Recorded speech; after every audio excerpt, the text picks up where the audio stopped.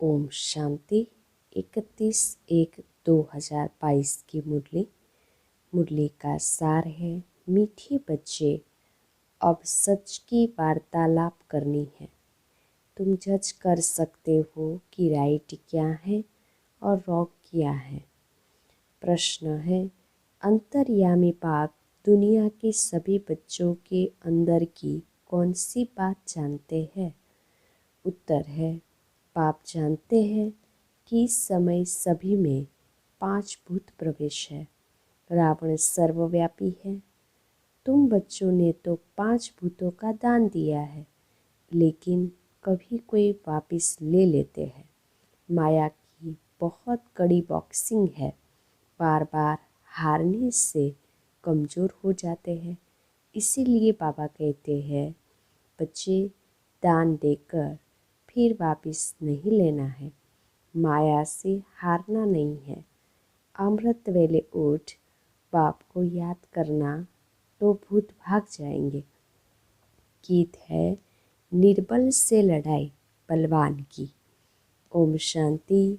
देखो कैसा गीत बनाया हुआ है, परंतु समझते कुछ भी नहीं है। जैसे गीता भागवत आदि बनाए हुए हैं, परंतु समझते कुछ भी नहीं। अभी तुम बच्चे इन सब का अर्थ समझते हो।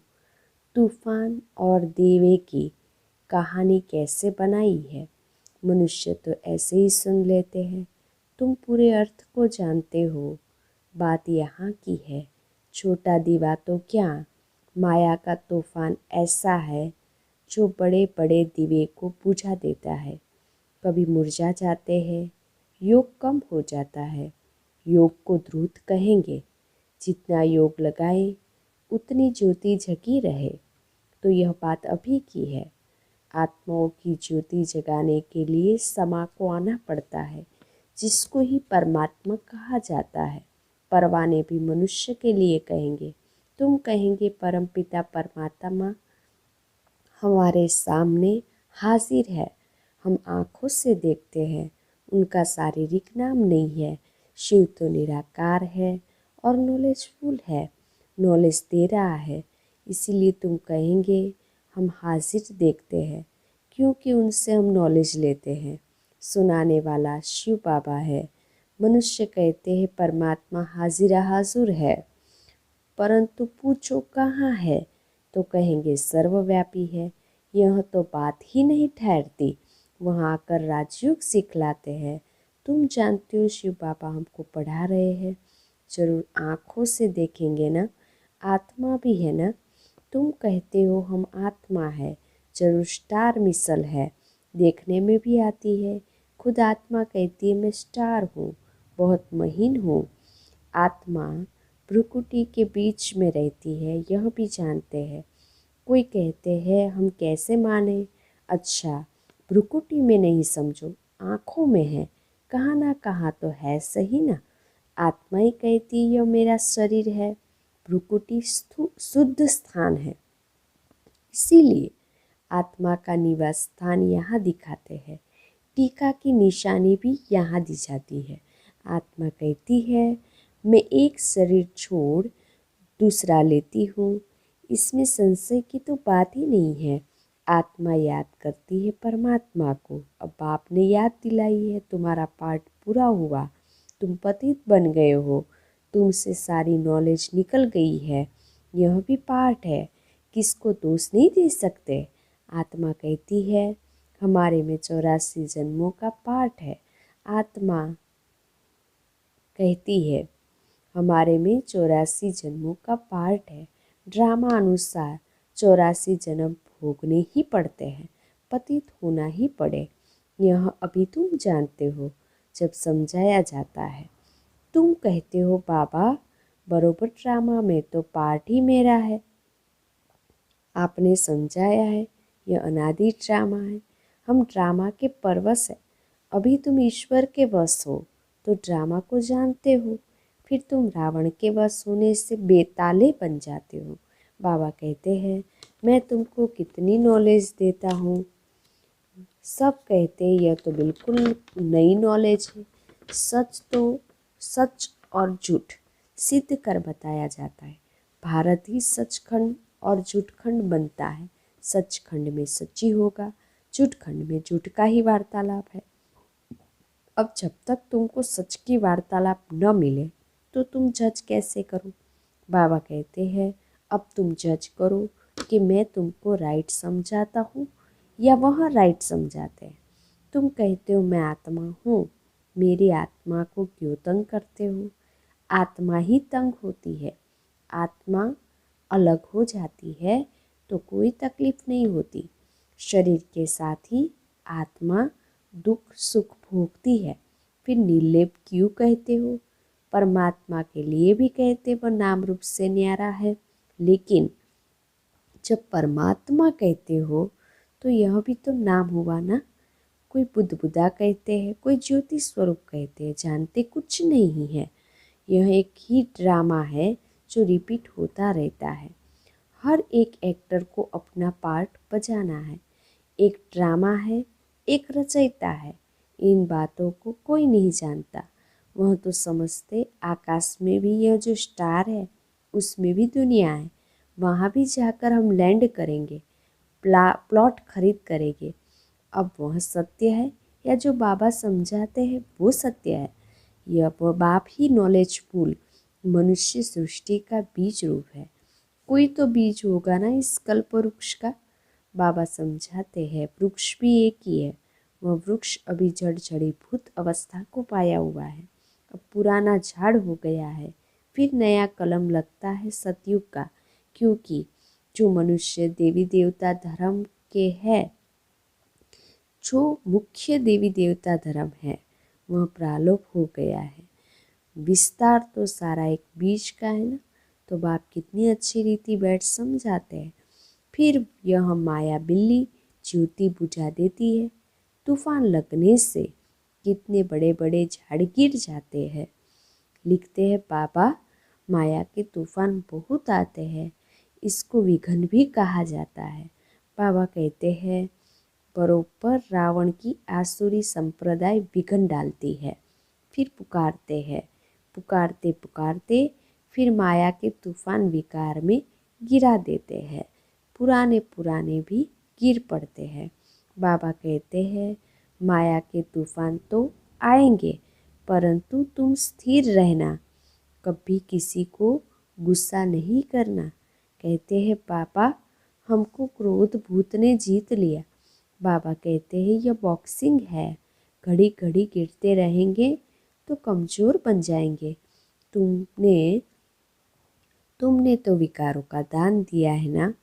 दान देकर फिर वापस नहीं लेना। कोई भी प्रकार का दान देकर फिर वापस नहीं लिया जाता है। कहानी भी है ना, राजा हरिश्चंद्र ने दान दिया था। यह मिसाल बैठ बनाए। हाँ, तो बाप कहते इंश्योर करना हो तो करो, नहीं करेंगे तो तुमको कुछ भी नहीं मिलेगा। वास्तव में दान की हुई चीज़ वापिस हो नहीं सकती। समझो, किसी ने दान दिया मकान बनाने में, मकान बन गया, फिर वापिस कैसे हो सकता? कन्यादान की, पैसे दिए, शादी हो गई, फिर वह वापिस कैसे देंगे? दान दी हुई चीज़ वापिस आ नहीं सकती। तो बाप समझाते हैं तुम बच्चों को कितनी खुशी होनी चाहिए। सब साधु संत आदि कहते हैं परमात्मा सर्वव्यापी नाम रूप से न्यारा है। अब नाम रूप से न्यारी तो कोई चीज़ होती नहीं। आकाश का भी नाम है, परमात्मा का सब नाम जपते हैं, शिवलिंग की प्रतिमा है। फिर नाम रूप से न्यारा क्यों कहते हो? परंतु हट से उतरते ही नहीं साधु सन्यासी, इसीलिए बाप ने समझाया है। पहले पहले कोई मिले तो पूछो परम पिता परमात्मा से आपका क्या संबंध है? वह पिता हुआ ना। तुम बच्चे कहाँ भी सेवा कर सकते हो। शिव के मंदिर में जाकर पूछो तुम्हारा परमात्मा से क्या संबंध है? सामने शिव का मंदिर खड़ा है, यह आपका क्या लगता है? पिता है। तो पिता कभी नाम रूप से न्यारा व सर्वव्यापी हो सकता है क्या? कितनी अच्छी अच्छी बातें समझने की है। पिता कहते हो तो जरूर नाम भी है और रूप भी है। बंदगी करते हो, याद करते हो तो जरूर उनसे कुछ प्राप्ति भी होनी चाहिए। इन सब बातों को तुम्हारे में भी सब नहीं समझते। भले यहाँ सन्मुख बैठते, वह भी सब इतना निश्चय नहीं कर सकते। आज है, कल नहीं रहेंगे। तुम सुनेंगे फलाने चले गए। देखते हो कितने रफू चक्कर हो जाते हैं, तूफान में गिर पड़ते हैं। वास्तव में सारा ज्ञान तुम्हारी बुद्धि में रहता है।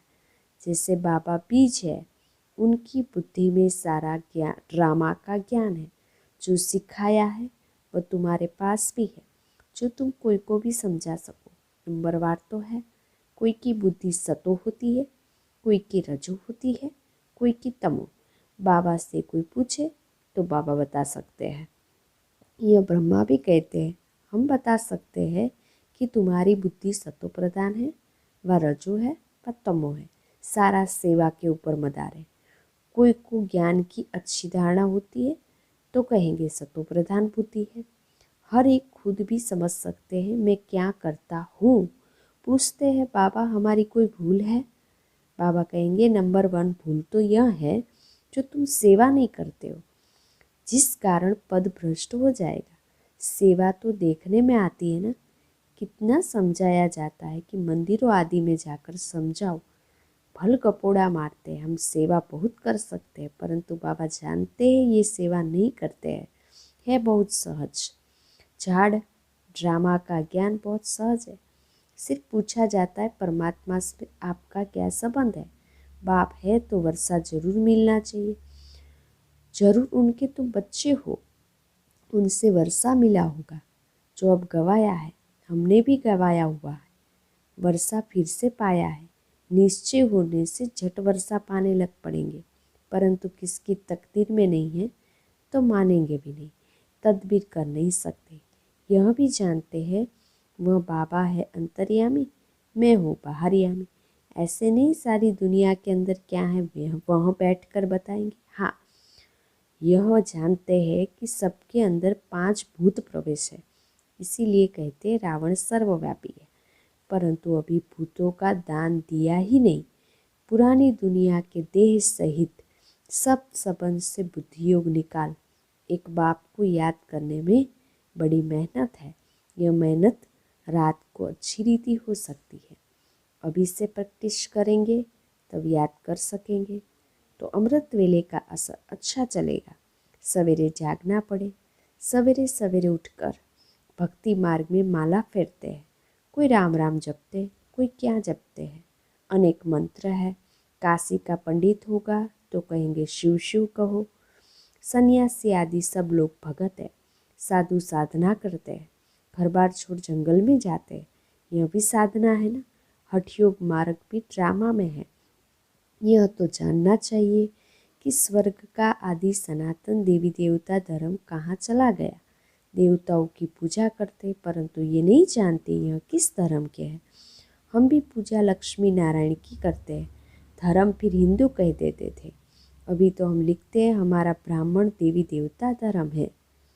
भारतवासी सब हिंदू है। मुसलमानों का अलग लिखेंगे, बाकी सब हिंदुओं की लाइन में आ जाते। ये वंडरफुल राज है।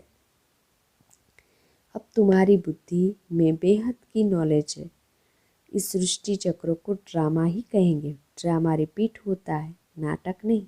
उस नाटक में कोई एक्टर न हो तो बदले में कोई और एक्टर डाल देते हैं। कोई बीमार हो तो रिप्लेस कर देते हैं। चैतन्य नाटक होते हैं, उनको नाटक नहीं है, इनको नाटक भी नहीं, इनको ड्रामा फिल्म कहेंगे। इसमें कोई चेंज नहीं हो सकती। मनुष्य कहते हैं हम मुक्ति को पाए, परंतु ड्रामा में यह चेंज हो नहीं सकती। यह कोई जानते नहीं कि यह ड्रामा है, इससे कोई निकल नहीं सकता। यह बड़ी समझने की बात है भी पुराना। अनेक बार पाठ बजाया, चक्कर लगाए, इन बातों को कोई समझने की भी कोशिश नहीं करते। समझते हैं कि बरोबर एक गॉड है और यह वर्ल्ड की हिस्ट्री ज्योग्राफी रिपीट होती है, परंतु जानने की कोशिश तो करे, उसकी फुर्सत नहीं है। पुराने बच्चों की भी बुद्धि में नहीं रहता, तूफान लगते रहते हैं। आगे चल वृद्धि को पाते रहेंगे, बहुत आएंगे, समझने की कोशिश करेंगे।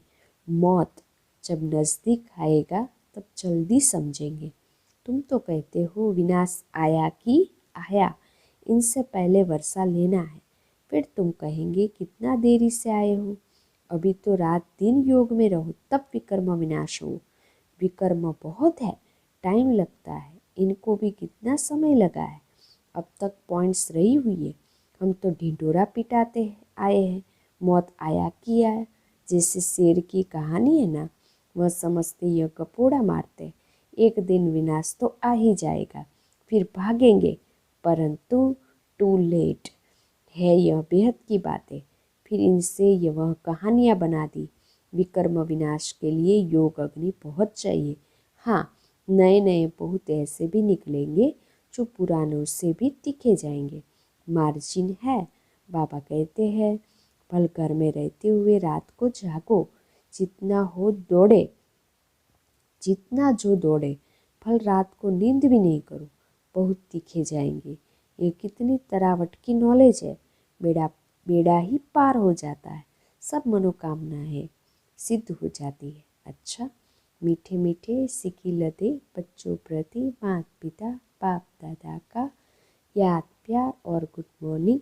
रूहानी बाप की रूहानी बच्चों को नमस्ते। हम रूहानी बच्चों की रूहानी बाप दादा को याद प्यार गुड मॉर्निंग, नमस्ते नमस्ते नमस्ते। धारणा के लिए मुख्य सार। विनाश के पहले बाप से पूरा पूरा वर्षा लेना है। रात दिन योग में रहकर विकर्म विनाश कर नंबर आगे लेना है। दूसरी पॉइंट्स, देह सहित पुरानी दुनिया के सब संबंधों को बुद्धि से भूल एक बाप को याद करना है। जो चीज़ दान में दे दी है उसे वापस नहीं लेना है। वरदान है संकल्प रूपी बीज द्वारा वाणी और कर्म में सिद्धि प्राप्त करने वाले सिद्धि स्वरूप भव। बुद्धि में जो संकल्प आते हैं वह संकल्प है बीज। वाचा और कर्मणा बीज का विस्तार है।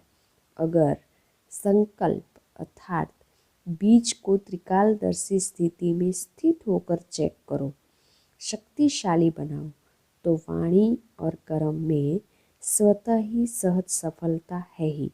यदि बीज शक्तिशाली नहीं होता तो वाणी और कर्म में भी सिद्धि की शक्ति नहीं रहती। जरूर चैतन्य में सिद्धि स्वरूप बने हो तब तो जड़ चित्रों द्वारा भी और आत्माएं सिद्धि प्राप्त करती है।